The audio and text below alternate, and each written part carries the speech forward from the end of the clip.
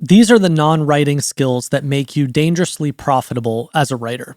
Free consulting, sales, account management, fulfillment, business models, so upsells, downsells, negotiating, and category creation. So not just differentiating yourself, but understanding how to leverage that and differentiate other people, helping your clients differentiate themselves. And the big idea here, and what I want to jam on today, is that most writers who are stuck not earning the amount of money that they want to make are stuck there because they think the game is about getting better at writing.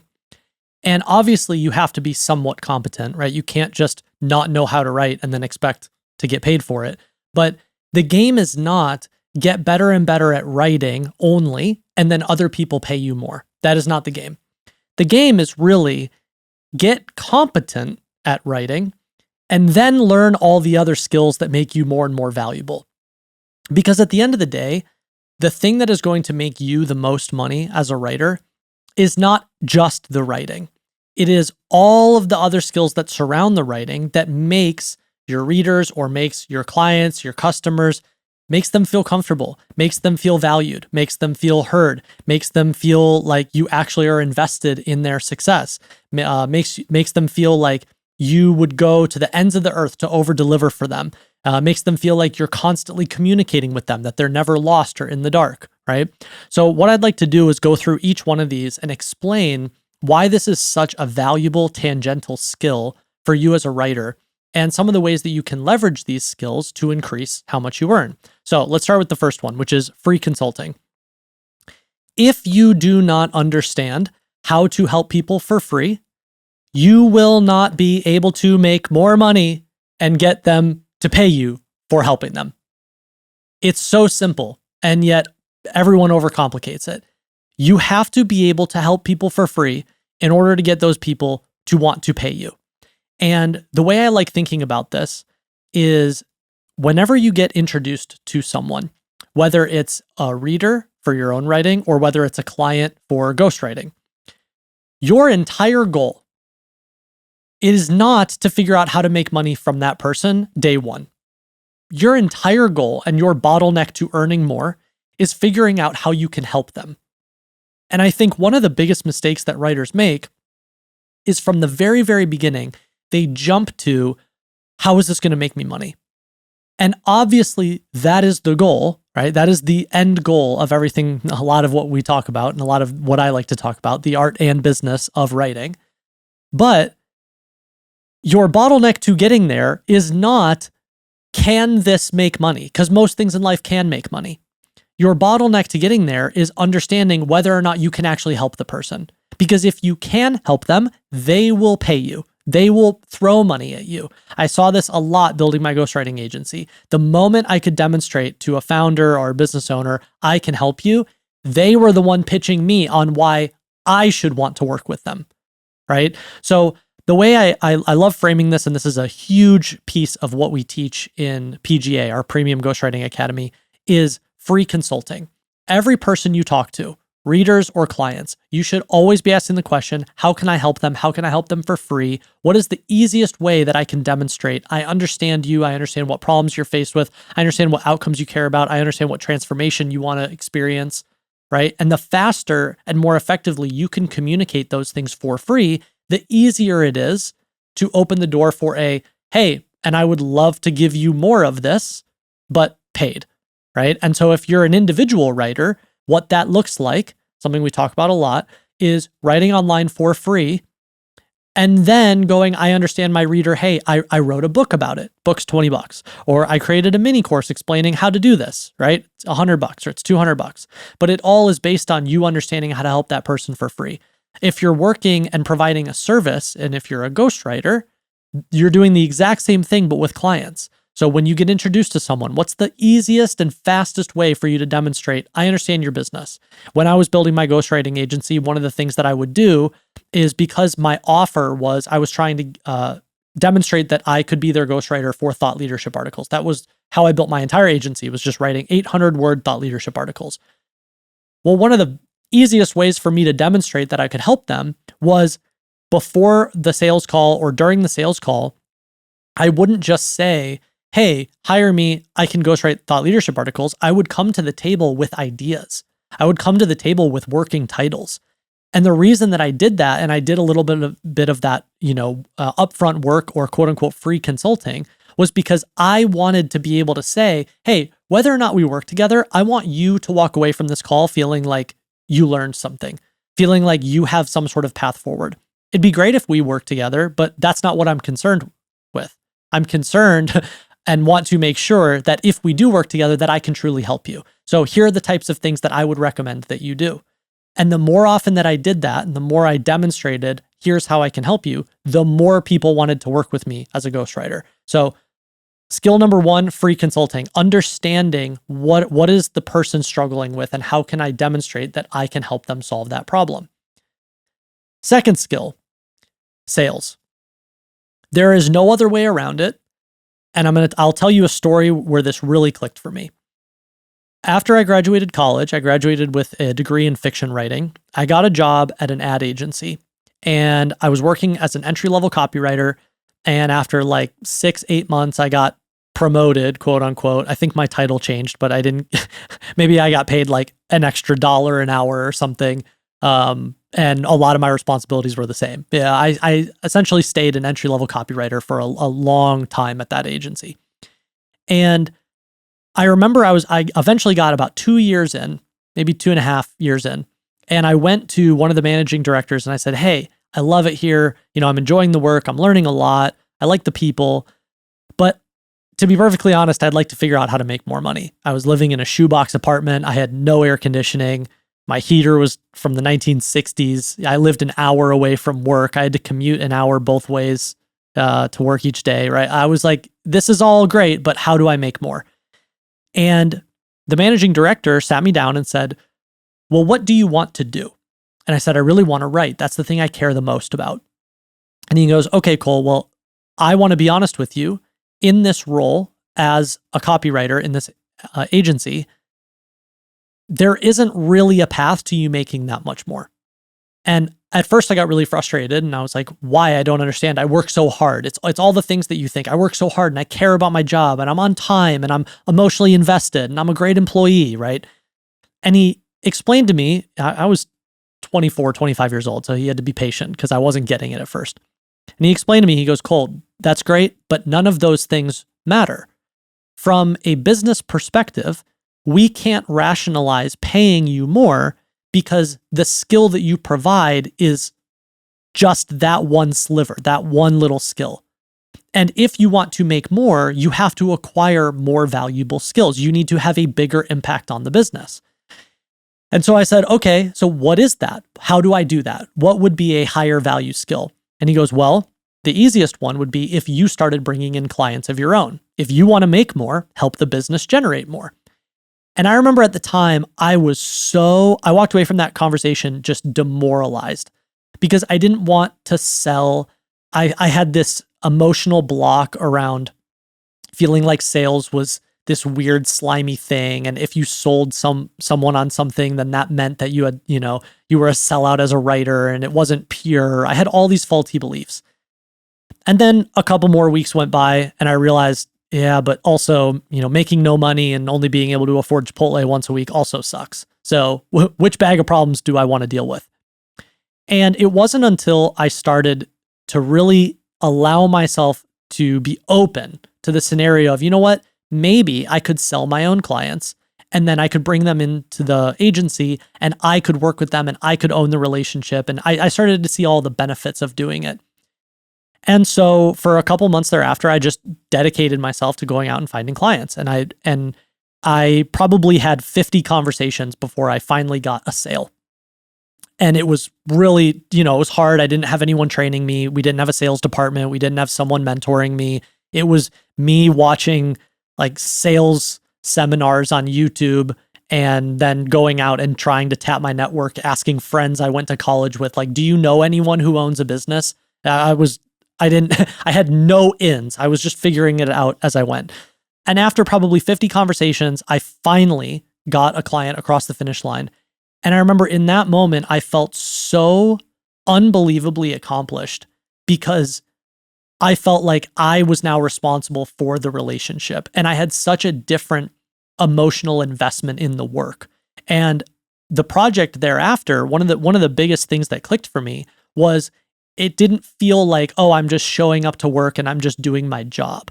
Because I was the one who sold them, I felt this responsibility to make sure that they were happy.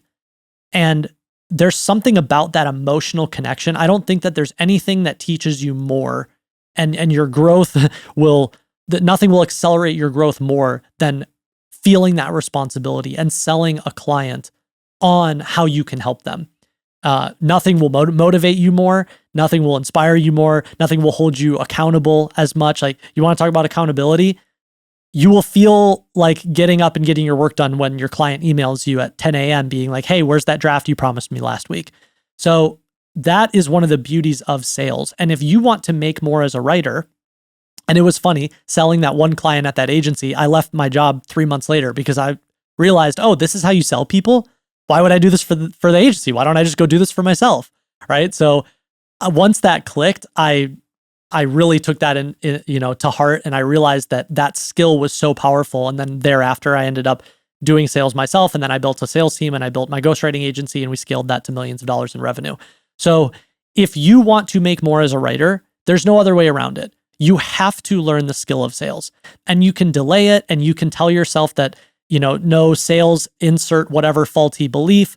But I promise you, every writer who makes a ton of money ends up learning the skill of sales. And what's interesting is also copywriting and sales writing and being able to close people in DMs or being able to close people via email is really just the written version of what you do on the phone.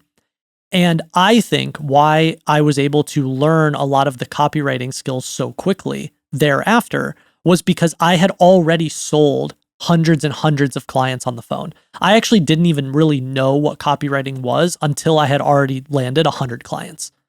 And so once I realized, oh, a lot of these copywriting techniques are really just the same things I would say on the phone in text form, it was so much easier. And I had a knack for it. It just came very easily to me because I wasn't quote unquote copywriting. I was just saying all the things that I would say on the phone to someone in text. And the last thing that I want to harp on here is that sales, and if you're listening to this and you have any sort of reservation, sales is not about sales. The whole secret and how I've sold, over $5 million worth of ghostwriting clients at this point and over $10 million in digital product sales is that sales is about education. And when you approach sales as sales, it feels really difficult and it feels like you have to convince people of things. When you approach sales as education and when you take this free consulting approach and you go, I just want to make sure I can help you, the conversation is not let me sell you. The conversation is let me help you. And when I help you, you, the client, naturally begin to sell yourself. You've finally found someone that you can trust. You finally found someone who understands your business. You finally found someone who speaks your language and understands what you're going through and actually provides helpful and actionable solutions. Well, when you find someone like that, don't you want to hold on to them? And by taking that approach, that's where I've really noticed so many clients then the conversation very quickly turns from you quote unquote pitching them to them pitching you. And that's what you want. The third skill, account management.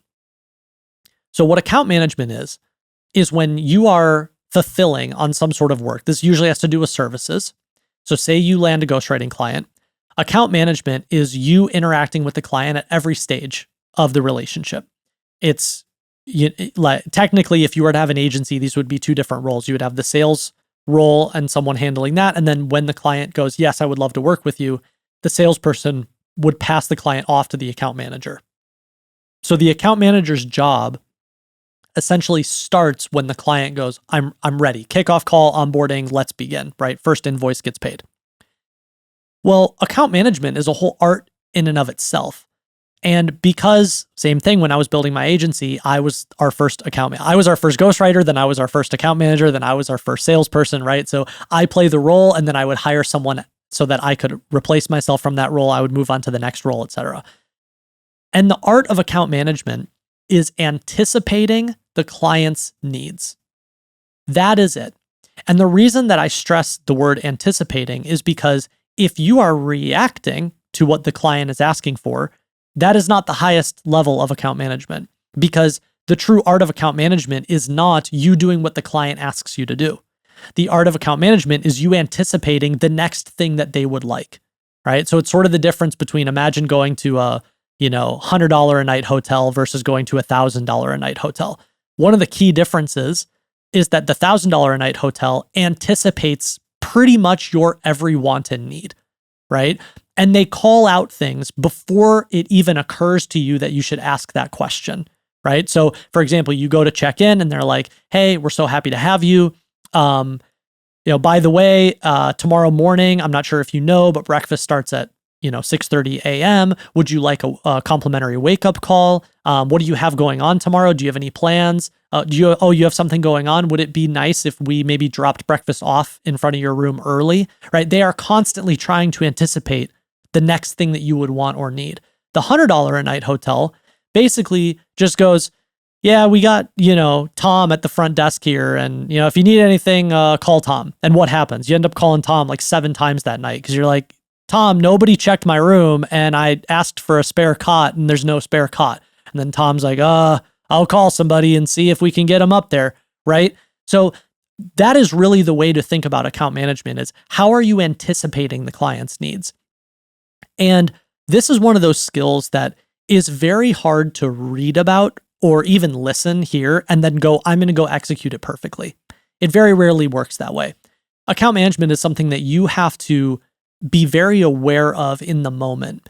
And every time the client asks you for something, you should then ask yourself the question, why didn't I bring that up before they asked it to me? Why didn't I anticipate that? Why didn't I think that was a question that they were going to ask me, right? Why did they have to remind me? Why couldn't I have just reminded myself? Could I have sent that early, right? You are basically becoming obsessed with anticipating the next thing that the client will ask for. And obviously there are times where, how could you anticipate that, right? There will be outlier circumstances.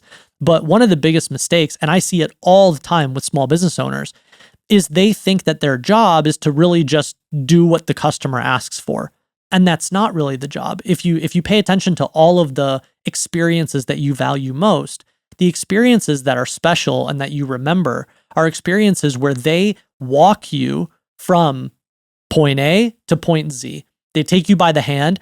They explain to you what's going to happen next. They're like, from here, we're going to focus on 1, 2, 3. They set expectations. They over communicate. They say, oh, and if I don't hear from you, I will follow up. You can expect this by this date, right? There is a ton of over communication happening. Whereas the small businesses or the vendors that you get really frustrated with, it's always the opposite. It's like, well, why didn't you tell me that was going to be 2 days late? Or if you knew that was going to happen, why didn't you call that out for me? Or if you knew I was going to have all these questions, why wouldn't you have just given me all of that up front so I could review it before our first call, right? So a lot of the frustration comes from actually not feeling like the writer or the person who's providing the service is anticipating your needs. And so same thing, like if you don't understand how to make a client or a customer really, really happy, it's going to be hard to continue making more and more money as a writer because, yeah, you might get the customer in the door, but then they're unhappy, right? And really the goal is for them to go, wow, you held my hand and you were so attentive that you're the only person I want to work with. I couldn't imagine trying to find someone who's as attentive as you, right? That's what extends lifetime value. That's what builds the relationship. So account management, if that's not something you've ever really thought about, that is absolutely a skill to acquire. Next is different business models. So one of the big problems I see with so many different writers, and it's both, in the creator economy and people who try to build audiences and launch products or write books or build training programs or whatever it is. And I also see it on the services side, people trying to monetize by providing a service. The problem is most writers, they love talking about, I'm reading the classics, I'm studying Hemingway, or I'm subscribed to all of the top creator newsletters, I'm learning all the growth hacks, whatever it is. But they really don't spend a lot of time studying and learning the underlying business models. And so underlying business models, when I say that, what I really mean is For example, are you charging something that's higher ticket where the person has to pay in full? Or are you breaking up that payment into monthly payments? Is it a monthly subscription, or is it a higher ticket thing that is on a payment plan? Is it a low ticket offer that upsells people on a high ticket offer? Is it a free newsletter that nurtures people into a paid product, or is it a paid newsletter? All of these are different business models. And if you don't really understand the pros and cons of each business model, what happens is, and this is human nature, you gravitate to sort of the most obvious one. And so, for example, a very obvious one is people thinking, I will build an audience and I will start a free newsletter and then I'll monetize with ads. Why do most people default to that business model? Because they hear about it the most. And it also is sort of the easiest to understand. You're like, I got a bunch of people reading my stuff and then I get other people to sponsor my newsletter. And I guess that's how they make money, or that's how I make money, right? And even that, they don't even really know what goes into that. It's just conceptually, they think, okay, I understand how that makes money. Part of what allows you to charge more as a writer is figuring out the best possible business model for the thing that you want to do, whether that's a service or a product. And this is one of those rabbit holes. This will probably need to be a different Coffee with Cole episode, because I could talk about business models and upsells and downsells all day long. But the TLDR here, and for those of you who don't know, I notice a lot of people don't know what that means. TLDR means too long didn't read. It's internet speak for just get to the point. TLDR is that as much time as you spend thinking about, practicing, learning, studying the writing component of what you do, you should spend the same amount of time studying the business. You should understand different business models. You should try different business models. Part of the reason why I've monetized my writing in a dozen different ways is because I want to learn. I always want to learn, well, what are the advantages of these different business models? I've made 6 figures with paid newsletters. I've made 6 figures self-publishing books. I've made 6 figures with SaaS, building writing software. I've made 7 figures selling low ticket and high ticket training programs and online courses. I've made 7 figures building an agency, providing services, right? And every time I try these different models, I learn, oh, okay, so this works for this model. Maybe it doesn't work for this model, but I could take this thing from this model and apply it to this model. And that is how you have more optionality to charge more. How you don't charge more is by spending all day just thinking, oh, if I get better and better at swapping adjectives, magically I make more money. And that's why, my book series is titled The Art and Business of Online Writing, the art and business of ghostwriting, because both components are crucial. And more we live in an age where you can't just be that naive writer who goes, I love spending all day in the sentences, but I don't want to learn about the business. That's for somebody else. If that's how you feel and that's the point of view that you want to live life through, more power to you. But then don't complain about how you don't make more money. That's my only feeling about it, is you can't say, I only want to play in the sentences and I don't want to learn about the business, and then go, why isn't my business growing? That's the rule of thumb. Okay, the next part, personal branding. Personal branding is a skill. And what I mean by that is I don't mean posting pictures of what you ate for breakfast and doing viral TikTok dances, okay? Personal branding is knowing how to evangelize yourself. And personal branding, this leads into the last point, has everything to do with category creation. Something that Hormozi talks about a lot, and I like this explanation, is that branding is an association that people make. It's the association people and customers and readers make with you and the people that you surround yourself with, the podcasts that you go on, maybe the products that you consume, but also associations with what type of product do you deliver? What sort of things do you create? The nuance, and where I would build on that slightly, is that really personal branding is about the association people make with your category. Personal branding is not about becoming known. Personal branding is about becoming known for a niche that you own, or becoming known for a category that you own, okay? And you can see this very clearly when someone tries to just build themselves. So they post about themselves a lot. They're like, this is where I went on vacation, and this is what I ate for breakfast, and here's more pictures of me in a studio looking off into the distance, right? And the thing about that is that they might get short-term attention, but those people very, very, very, very rarely ever make as much money as the people who clearly have categorical association. And the reason is because what the customer, the reader, the listener, the viewer, what they really care about isn't you.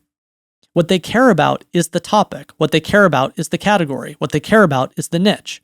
And then within that niche, within that category, they are looking for the best person to deliver whatever thing they're looking for in that category. Okay?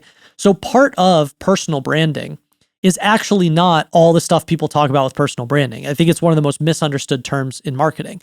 Personal branding is about evangelizing yourself, nuance, asterisk, within a specific category. And if you don't understand that second component, yeah, okay, you might get a bunch of random people following you, but you're not going to know what to do with it, and they're not going to know where and how and why to spend money with you. It's like attention for attention's sake, and that is not the goal. And so the reason this is such an important skill is because I find that a lot of writers are very hesitant to evangelize themselves. They go, I don't want to be on camera. I don't want to talk about the things that I've accomplished. I don't want to sound like I'm bragging. I don't want to tell people, oh, I've achieved these things. And a helpful reframe, one of the things that I always like pointing out is I go, okay, so remove the internet. Pretend you're at a dinner party and pretend you overhear there's a conversation and someone's asking, I'm really, I've had a lot of success this past year. I think it's time for me to finally write a book.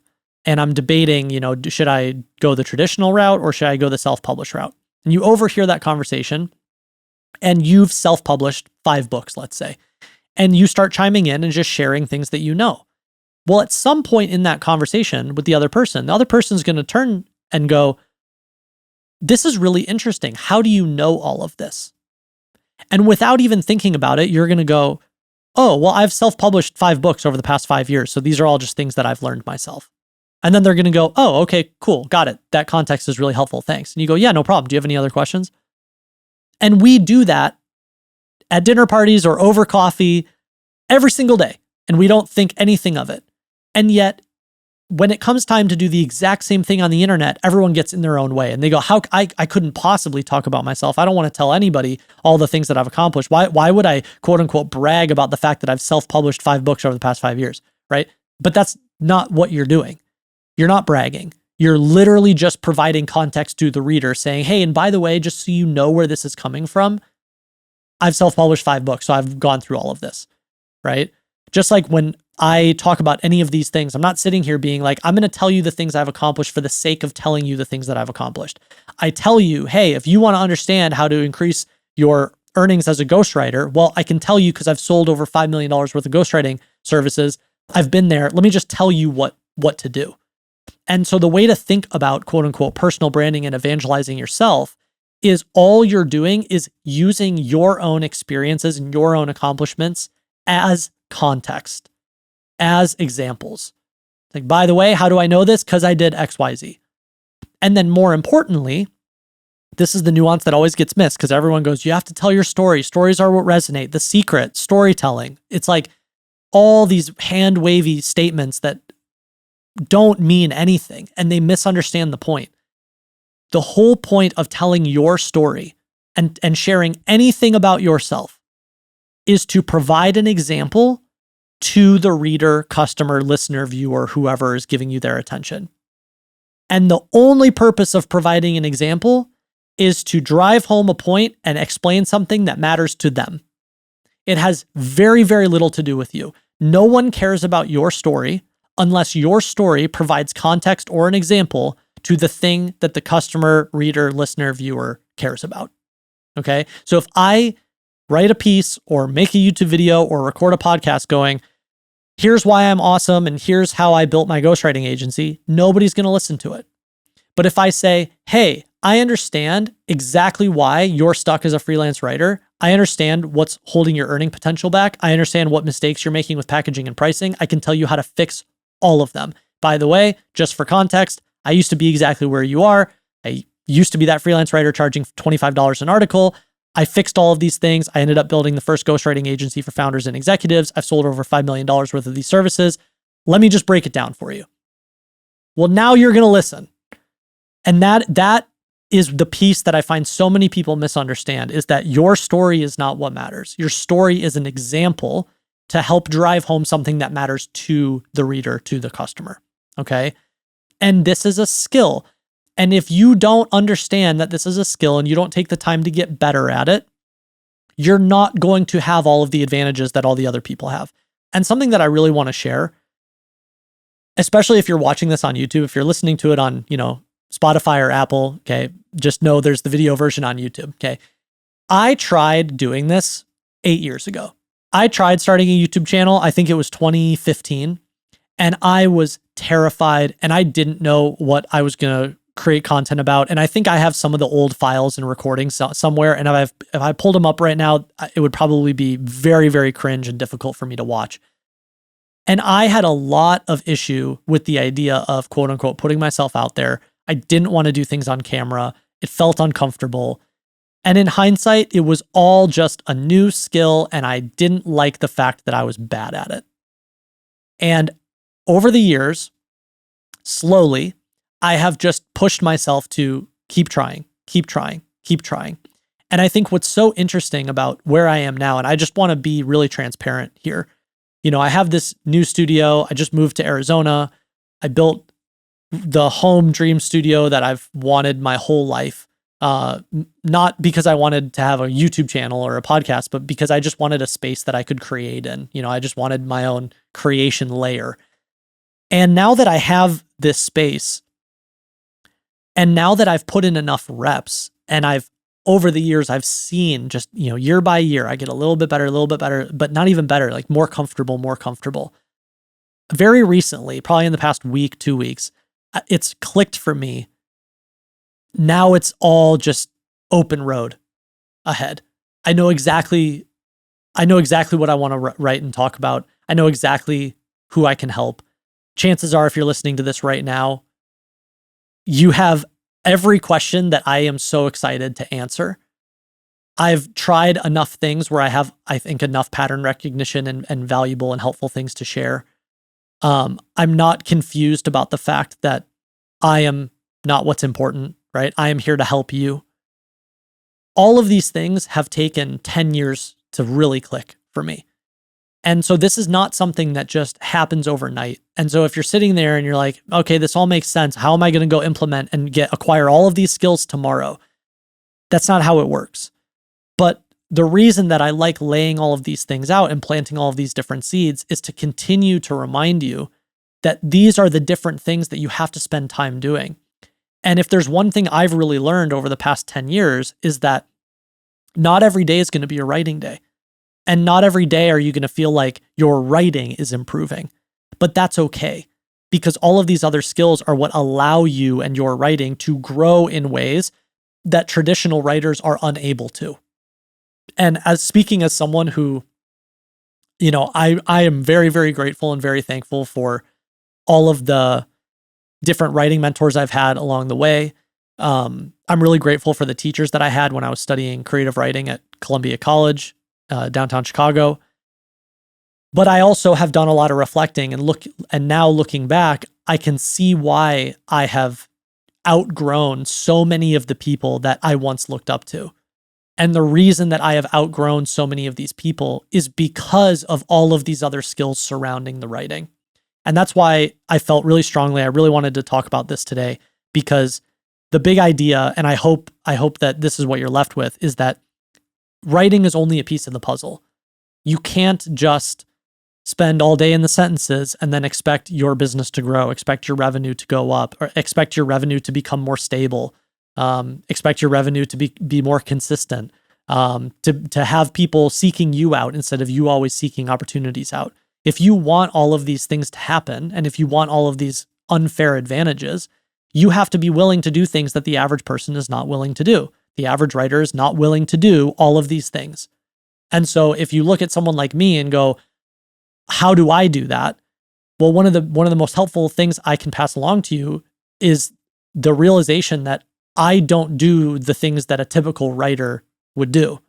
I spend a lot of time acquiring a lot of skills that the traditional writer does not think are important or thinks that they can get away with not having. And I am here to tell you that that couldn't be farther from the truth. And there's a reason why those people are stuck where they are. I'll share one little story to end here, because I think, this was a very eye-opening moment for me. So a couple years ago, I was living in Los Angeles, and I've become friends with Craig Clemens, who's, a great friend and mentor now. I think he's the most talented living copywriter. He's sold over $1 billion worth of products. I mean, there's a reason why his copy gets studied and ripped off, probably more than anybody else. And he has achieved a lot of financial success as a result. I think there are very few writers and copywriters on planet Earth that have made as much money as Craig. And I remember one evening, he was having this event at his house.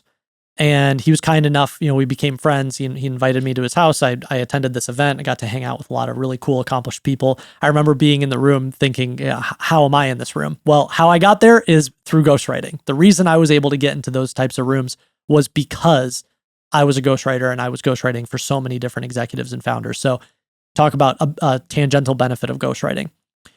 And we were at his house, and we were at this event, and he grabs my arm and he goes, Cole, I want you to meet someone. And he introduced me to this guy who had just won, I want to say it was the Pulitzer Prize for a journalism piece that he had written.